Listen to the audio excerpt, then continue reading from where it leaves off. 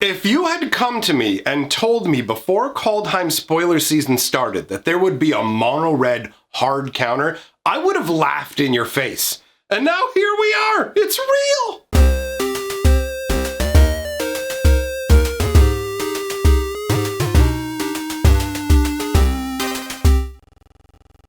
Greetings! Owners of fine luxury cardboard rectangles, we are here today to talk about a card that I could not really have conceived of existing. A mono red hard counterspell. This literally has never been done before in Magic the Gathering. So, to make sure you can all understand the import and really the effect of what's happened here, we're going to start at we're going to start with the old school cards and move up to the hard counter, because you need to really understand why this is so surprising. Although admittedly, just the idea of any kind of mono red counterspell probably throws people for a loop. But the truth is red has had conditional countering abilities since the dawn of Magic. If you go all the way back to the very, very first set Alpha, you had red Elemental Blast. Now, red Elemental Blast could only counter blue spells, but it was a counter nonetheless. Now, that sort of conditional nature continued onwards when we moved into Antiquities, which was Magic's second expansion, where we got another very conditional red counterspell in the form of Artifact Blast, right? Now, Artifact Blast has always been an interesting card to me because it's this old school concept. First of all, red was really good at smashing artifacts back in the day, right? It had Shatter, Shatterstorm, Detonate. It had a ton of cards that were all just about smash those cards, get rid of them, destroy them artifacts, right? So the idea of countering an artifact, it fit right in. In fact, when I started to think about red counterspells, my brain didn't even think of Artifact Blast at first because it just feels so much like a natural red card that it's like, oh no, wait, that is actually, it's conditional counter magic. So in the early days, red had very, very conditional counter magic that could only be used against what red hates the most: blue and artifacts, right? Then as time progressed, we started to get a different variation of, again, their conditional counter spells, but instead of the condition being what type of permanents or spells they can deal with, the condition becomes something different. So we had a couple of different examples of this that I want to talk about. The first is Molten Influence. Now, Molten Influence is what I'm actually going to call like a double conditional style counterspell, because it's one red and one. It's an instant that says counter target instant or sorcery spell unless its controller has Molten Influence deal 4 damage to him or her. So in this case, red now has the ability to reach out a little further, right? The other cards were far more targeted. It either had to be an artifact or a blue spell. With Molten Influence, you can actually hit an instant or sorcery of any color. But the biggest catch being that your opponent can ensure that the spell isn't countered by simply taking 4 damage, right? So it turns into a weird sort of, do you want to lose the spell or do you want to take some damage? And that actually feels very red. The idea that you can they're using almost like magma magic to counter what you're doing, and you just draw that into you where you're like, I'll pull all the lava into me and I'll burn for it, but you won't be able to crush my spell with it. Now, that's an interesting concept, and I'm cool with red having conditional counters, right? Because the different colors have access to different abilities. The way they're all divided up makes sense. So, the next card I want to talk about is the least conditional of all of red's counterspells, aside from the one we're going to talk about today as the spoiler. This is the closest that red has ever gotten to a hard counter before today, and that is Mage's Contest. So this is 2 red and 1. It's a very wordy instant that says, you and target spell's controller bid life. You start the bidding with a high bid of 1. In turn order, each player may top the high bid.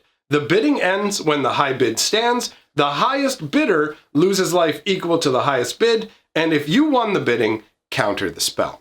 So essentially, it's 3 mana counter target spell, but to actually make sure the spell resolves properly, you have to bid life back and forth, if your opponent bids more life than you do overall, then boom, the spell isn't going to be countered. And the Mage's Contest essentially was the equivalent of a burn spell, which again feels very, very red. You can tell this kind of counterspell isn't super powerful most of the time, right?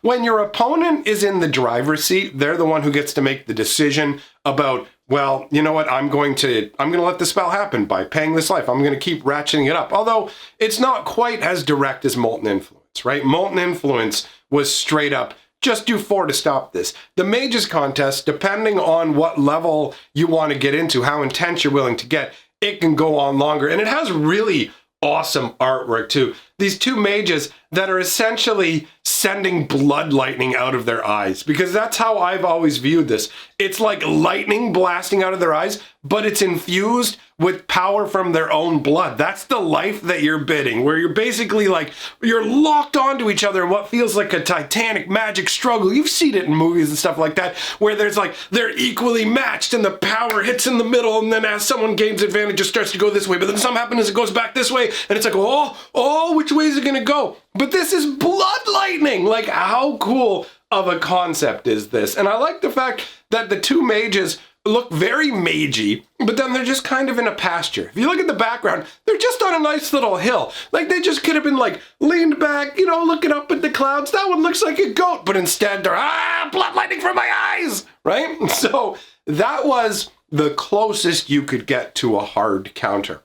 If you don't know what a hard counter is, that just means it can counter anything.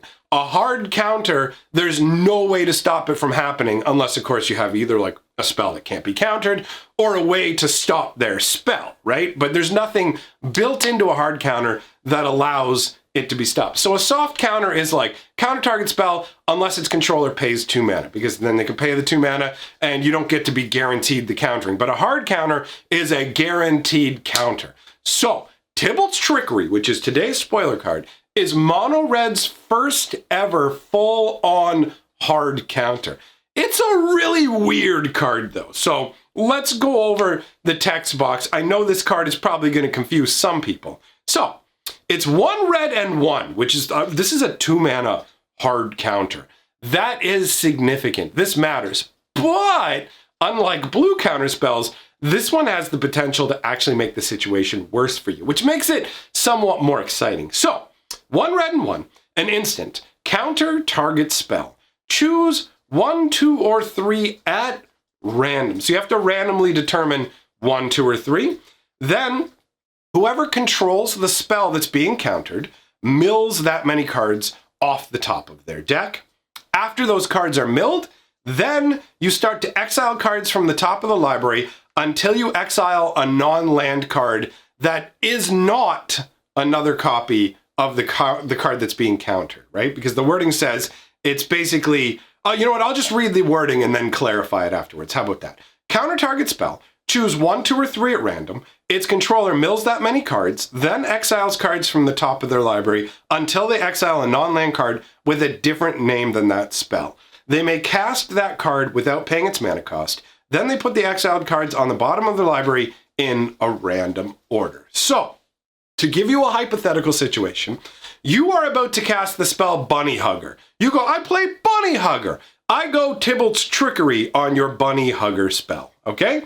So, that spell is going to be countered. Now, we randomly choose a number 1, 2, or 3, mill that many cards off the top of your deck, then we start to exile cards off the top of your deck until we hit a non-land card that is not named Bunny Hugger. So it can't be a copy of the spell that's being countered. At which point, once we hit the spell off the top of your deck, you can choose whether you're going to cast it or not. And all the land cards and any Bunny Hugger that might have shown up, all the cards that weren't able to be played, they get shuffled randomly and slapped on the bottom of the deck, right?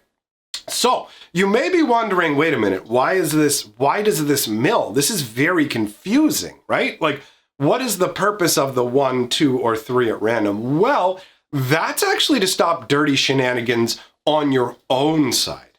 Because if this didn't have the milling aspect, it would just say counter target spell, and then basically just flip over cards from the top of the deck until you hit a spell other than the one that's countered and play it. So I could have a huge, massive, expensive spell on the top of my deck. You know, I can use Scry or something like that to get a card to the top of my deck. Then I can cast a spell I don't care about, and I can Tybalt's Trickery my own spell.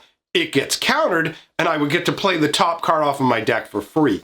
So Tybalt's Trickery wouldn't end up being used as a counterspell. It would be used as a broken combo piece that enabled absolute insanity, where you'd just be able to cast, you could just cast something that costs 1, counter it, boom, top spell, massive power. It would be way too busted. So, I mean, when you think of counter target spell, your brain doesn't immediately go to why would I counter my own thing? But if you've been a part of Magic for long enough, you'll realize that sometimes the unexpected uses of cards is where they get crazy and broken. So, that's why we have the milling ability strapped onto the card. Now, I really like the way that this ties into the concept of red, where it's got a chaotic sort of like, it's a coin flip. It's a gamble. You're going to counter a spell, but before anything else happens, your opponent is going to get to do something else. Like, you're countering my spell, but during the resolution of that, I get to cast another spell. And so it could be something way more problematic. Like, if you counter this 4/4 that I'm about to put out, and then I flip over an 8/8, boom, you got a double-sized problem. So there's a level of risk. But on the other hand, this can be used in a number of scenarios where you know, like, it's just going to lock up the game, where they're like, okay, this particular spell is the only thing they can really use to mess me up right now. So they're in the midst of an attack against you. They're playing mono red or whatever. They're going to do some nonsense with an Ember Cleave, and you just go, yeah, I'll Tybalt's Trickery that. And now all of a sudden, not only they're not getting their Ember Cleave, they can't get an Ember Cleave off the top of their deck because it can't be the spell that was countered. They get something else, even if it's just give a guy +3/+3, a burn spell or whatever, it's most likely not going to be nearly as detrimental to your plan. So it does have some nice tactical usage as well. And actually, one of the other fun things you can do with it is you can hold it back. Let's say you're playing against somebody else who's playing a counterspell deck. You go to cast one of your spells.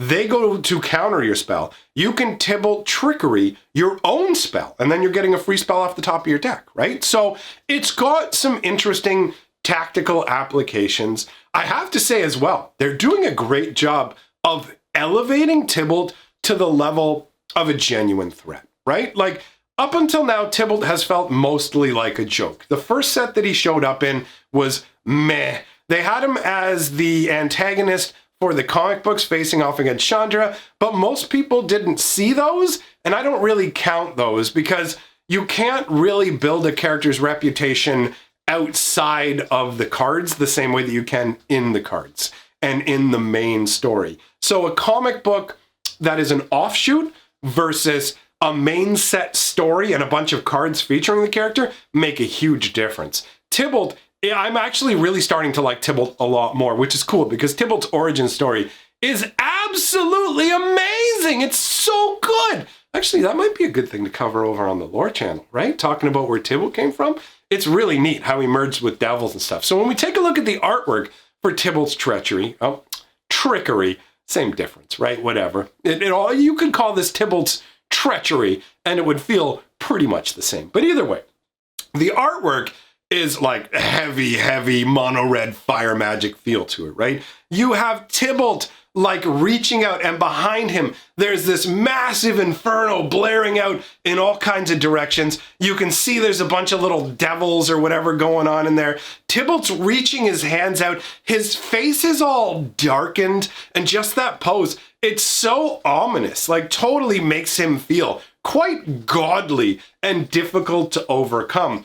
And you can see that he's got these shackles that are around his wrists, right? But they've superheated in what looks like a half moltenish kind of way and just snapped in the middle. So I think what's trying to be portrayed here is basically those shackles going around his wrist. That would probably be the equivalent of like a white blue Azorius style, like we're going to put you under arrest, we're going to put you in detention, that sort of like you will pay for your crime style spell. So the spell has been cast and these shackles appear on Tybalt's hands, right around his wrists, and he just reaches his hands out, and the chains just superheat, light up, and snap, and they're instantly gone.